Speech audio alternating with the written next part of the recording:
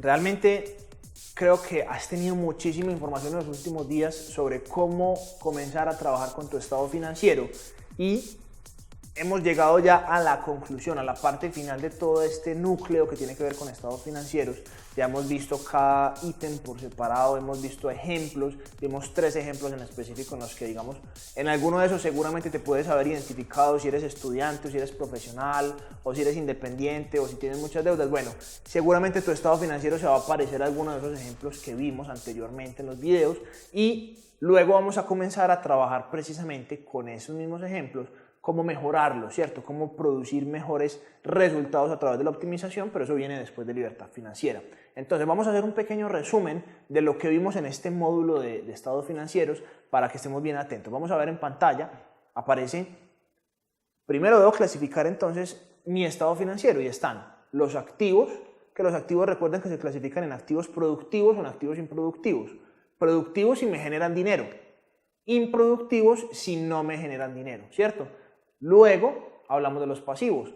Pasivos hay pasivos buenos, que es pasivos que los pagan otras personas, que los pagan otros activos por mí, ¿cierto? No necesariamente yo. Y un pasivo malo es en el que yo tengo que estar trabajando para poder pagar ese pasivo. ¿Listo? Pasivos buenos, pasivos malos. Tenemos ingresos, que son ingresos de 2 tipos, ingresos activos e ingresos pasivos. Y se refiere a la cantidad o a la demanda de actividad que yo tengo. Si un ingreso me representa a mí demasiado trabajo continuo, constante y permanente, pues es un ingreso activo. Si por el contrario requiere de otro tipo de actividad, pero un poco más pasiva, más suave, más light, pues puedo hablar de que es un ingreso pasivo, ¿cierto? Ingresos activos e ingresos pasivos.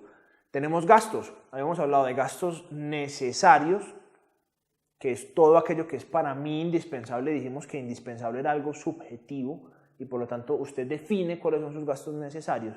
Y también tenemos los gustos, es decir, todo aquello que no es indispensable, pero que también ayuda y aporta para mi calidad de vida, fomenta ese estilo de vida que yo tengo. Entonces tenemos gastos y tenemos gustos. Teníamos patrimonio, que es activos menos pasivos. Patrimonio es activos menos pasivos. Y tenemos también flujo de caja, que es ingresos menos gastos, ¿sí? Tenemos esos 6 términos y adicional teníamos el tema de los porcentajes. Ahora, recordemos cómo vamos a realizar ese cálculo y cómo se va a hacer ese estado financiero. Ahí aparece en pantalla. Es muy sencillo. Primero clasifico los activos, clasifico los pasivos, los ingresos, los gastos y obviamente con sus respectivos valores, ¿cierto? Si este activo vale tanto, este pasivo tanto. Luego de ahí vamos a hacer la suma total de eso. Vamos a sumar el total de activos, el de pasivos, ingresos y de gastos. Luego, finalmente, el tercer paso, es calcular el flujo de caja y el patrimonio. Ya sabemos que patrimonio lo hacemos con activos menos pasivos y el flujo de caja lo calculo con ingresos menos gastos. Finalmente, ¿qué es lo que tengo que hacer? Calcular el porcentaje. Recuerden que el porcentaje es clave dentro de todo nuestro proceso de finanzas, inversiones y demás. El porcentaje es una herramienta que nos va a ayudar todo el tiempo.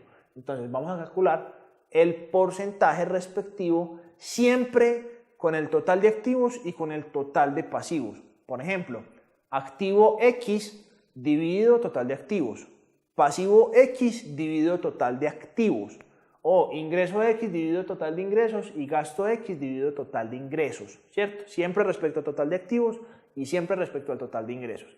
Con eso entonces puedo sumar finalmente los porcentajes para poder tener un estado financiero completo. Miren que es un ejemplo, es una forma sencilla de hacerlo, no requiere demasiado trabajo. En un primer momento te va a tomar un tiempo hacerlo, pero después va a ser súper sencillo volver a calcularlo y realizar modificaciones, porque este estado financiero va a ser una de nuestras herramientas de trabajo más importantes para poder construir nuestra libertad financiera.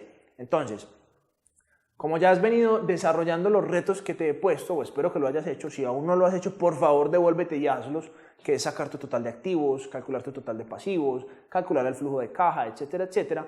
Vamos a calcular todo nuestro estado financiero. Seguramente tú ya lo tienes casi calculado porque has hecho poco a poco este avance, entonces vas a tener tu estado financiero, puedes descargar tu hoja de trabajo para que tengas el modelo de cómo hacerlo y vas a tener todo tu estado financiero listo, con flujo de caja, con patrimonio, con porcentajes, con todo, con totales y demás, porque eso nos va a permitir establecer el primer paso para poder avanzar hacia tu proceso de libertad financiera. Te felicito porque, imagínate, llevamos varios días trabajando y en este momento ya debes tener una herramienta supremamente sólida que te permitirá establecer ese primer, digamos, paso contundente para comenzar realmente a trabajar. Entonces, felicitaciones por este módulo.